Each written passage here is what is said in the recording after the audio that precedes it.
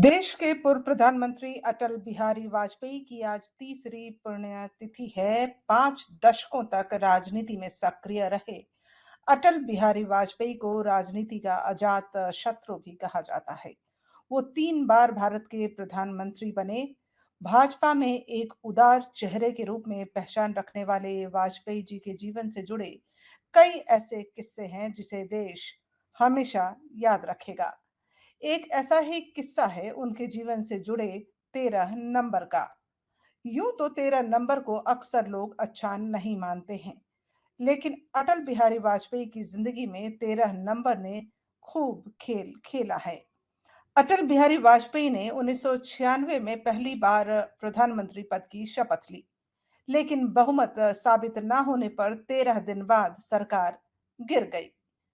दूसरी बार भी अटल बिहारी वाजपेयी 13 महीने के लिए प्रधानमंत्री रहे और इसके बाद सरकार गिर गई। तीसरी बार सरकार बनाने पर अटल बिहारी वाजपेयी की सरकार में 13 दलों का गठबंधन रहा और 13 अक्टूबर 1999 को ही उन्होंने शपथ भी ली।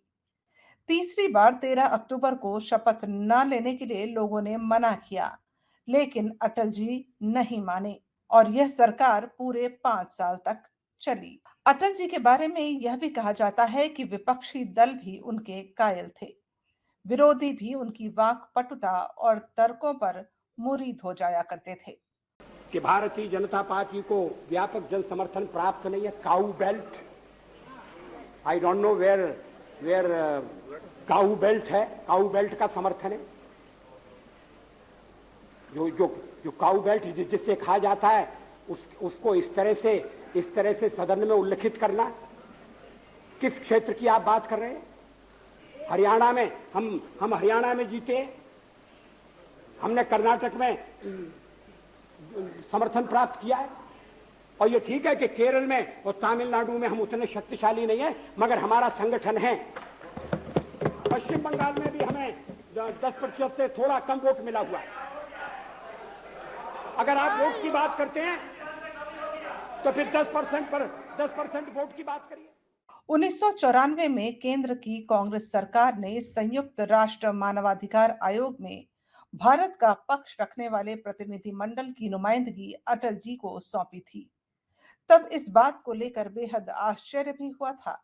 विपक्षी नेता पर ऐसे भरोसे को पूरी दुनिया ने आश्चर्य से देखा था। अटल बिहारी वाजपेयी के भाषण आज भी याद किए जाते हैं। वो राजनेता होने के साथ एक शानदार वक्ता और बेहतरीन कवि भी थे। शब्दों पर उनकी जादुई पकड़ को सुनने वाला सुनता ही रहता।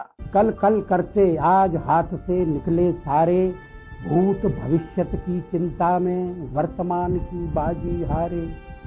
पहरा कोई काम न आया, रसघट रीत चला, जीवन बीत गया।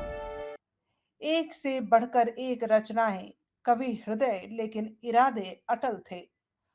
1999 में पाकिस्तान के साथ करगिल युद्ध, भारत की फतेह और परमाणु परीक्षण उनके व्यक्तित्व और अटल इरादों की कहानी कहते हैं।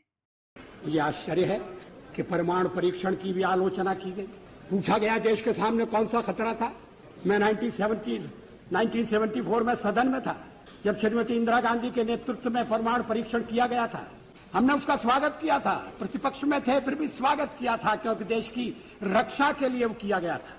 उस समय कौन सा खतरा था? क्या आत्मरक्षा की तैयारी तभी होगी जब खतरा होगा? अगर तैयारी पहले से हो तो जो खतरा अगर आने वाला है तो खतरा भी दूर हो जाएगा, खतरा अमल में नहीं आएगा।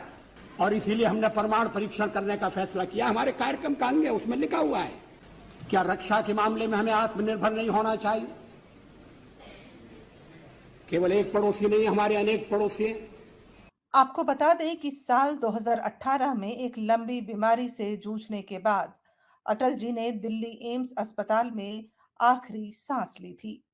एक प्रतिष्ठित राष्ट्रीय नेता, प्रखर राजनीतिज्ञ, निस्वार्थ सामाजिक कार्यकर्ता, सशक्त वक्ता, कवि, साहित्यकार, पत्रकार और बहुआयामी व्यक्तित्व वाले अटल जी को देश हमेशा याद रखेगा।